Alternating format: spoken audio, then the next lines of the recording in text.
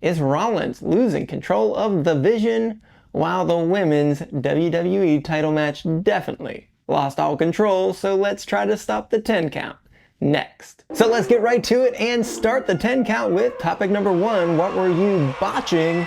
As yeah, there might be a little bit of a backlash on the word botch right now, so I definitely prefer what were you thinking? And this was the biggest of them all, as the refs simply stopped counting when Nia Jax did not kick out.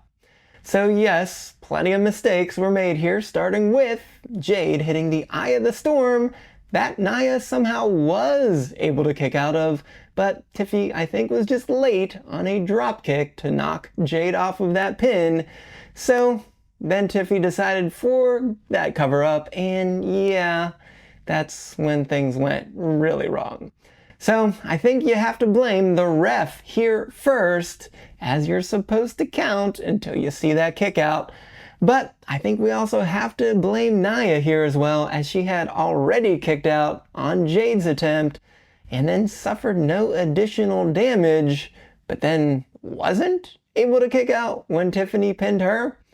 So I guess that's just gonna be how it is. So we had to go a second route with the prettiest moonsault ever, winning this one anyways. However, the damage was done here, but speaking of damage, that wasn't all, because earlier in the match, Tiffy got caught in the ropes on a suicide dive attempt, leading to an awkward fall with Nia involved as well. And then Nia later stacked both Tiffy and Jade, but the ref decided not to count whatsoever. And we at least should have gotten a count there, because this was not like the Reigns smash 'em and stack 'em at WrestleMania 37, because at least Reigns immediately covered those two up himself.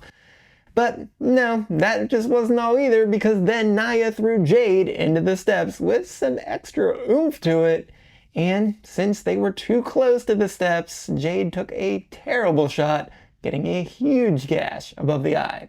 So what a bloody mess this was all the way around, so let's just hope that Jade is the one who gets another shot here after enduring all of that, because today, none of that was her fault. Alright, on to topic number 2. Every decision? No, it doesn't, says the crowd, which was a very strong immediate response from Raleigh. So I have to say, no one from NC State must have been there. It must have been all Wake Forest fans instead.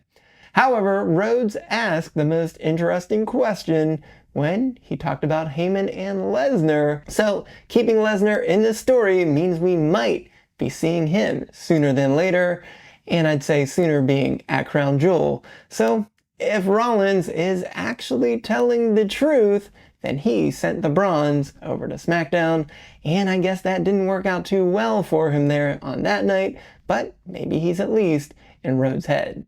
And so he also instigated the physicality on SmackDown, and so we'll just have to see if Rhodes is up to the task here.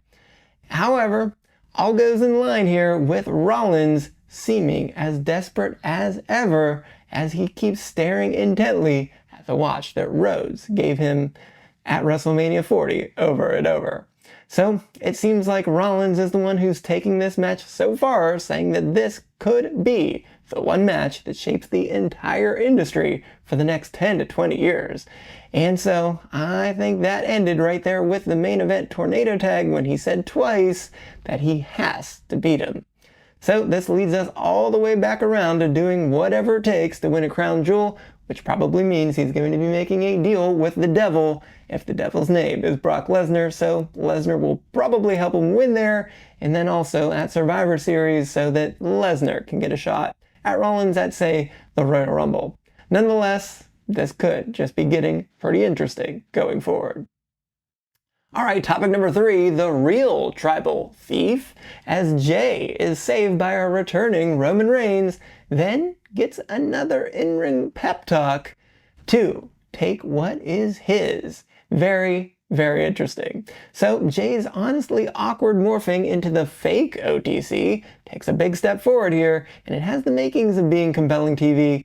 But I think while we can zoom out and potentially see the forest through the trees for a Jay heel turn, with Jimmy and Jay having another WrestleMania match with those roles reversed, I think we have to expect Reigns and Rollins as another match at WrestleMania for now, so Reigns being a face, at the same time Jay goes heel by following Reigns' own words, well, that just might be the strangest logic to get us to WrestleMania in recent memory. So tough beat here for Jimmy as he was left out in the cold as the other two talked, and I think he just also might be on the sidelines for War Games, but maybe it'll work out for him at WrestleMania.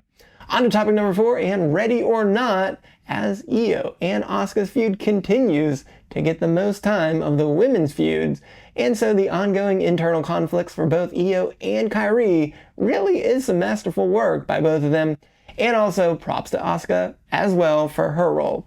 So sometimes simple apologies are hard to come by, and that's especially when they're not deserved, because there's simply no way that Io should be apologizing. But unfortunately she paid for it this week with some awfully strong mist that Asuka has now done 2 weeks in a row, as it looks deadlier than ever, but I guess she had a full year to figure that out.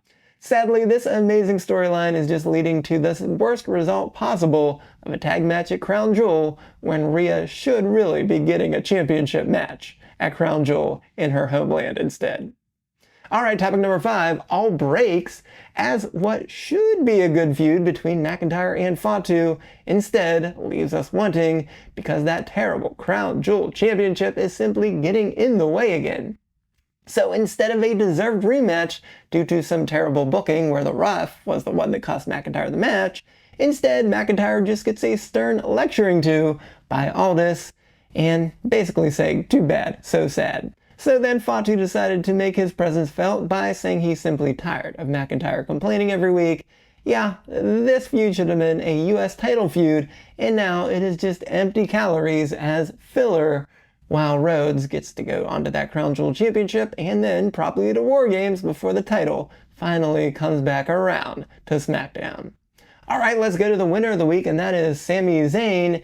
But despite that feud not being a US title match, it doesn't mean the state of the US title as it is bad, because it is actually the best part of SmackDown every single week now, as Zayn continues to prove that he is one of the best workers over and over again, and he and Javon Evans easily put on the match of the week with simply incredible work by the 21-year-old young OG, as wow, you can easily see this guy having the brightest future of anyone, because it looks almost impossible for him to not be a huge star for, say, the next 2 decades. So I guess if we have to wait on this, it's perfectly fine, because today it was Zayn's day to defend the title for the 4th time in 4 weeks, though admittedly the first was just a no contest against Cena, and Zayn again reversed things with the Blue Thunderbomb being the final blow following the Helluva Kick. Well, I guess at the end I shouldn't care, because our patron saint here is on a roll, and I think there's no stopping him all the way to a world title at WrestleMania 43 in Saudi Arabia. Alright, so the loser of the week is Rusev, because the IC title is another thing, as Dom lies, cheats, and steals his way to his 6th title defense. And I guess it's nice to see the ref actually catch someone in the act, as Dom tried the old Eddie G toss of the weapon and fall down trick, only for the ref to immediately blow it by being out of place to miss the mule kick. That is what lands Rusev here today, because there's no greater embarrassment than getting kicked in the jewels to lose your first title opportunity since he faced Rollins for the Universal title on September 30th, 2019. And at the same time also had to witness Lana make out with Lashley. So I just wonder what those crazy kids have been up to all these years. Anyways, while Rusev dominated in the ring here, he left in great pain, much like he did 6 years ago. And lastly, our stats of the week is Raquel Rodriguez, because what an indignity Raquel suffered at the hands of the announce team, as Barrett called her out for being the most improved wrestler, while Tess called her a 5-time women's tag champion.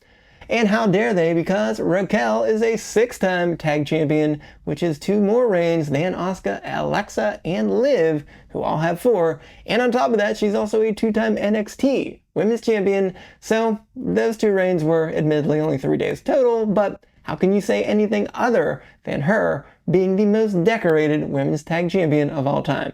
But I guess if Barrett meant singles action, Raquel went 5-3-1 in 2022, her first full year on the main roster, then slipped to 4-6 in 23, and was just 1-1 last year since she was injured for most of the year.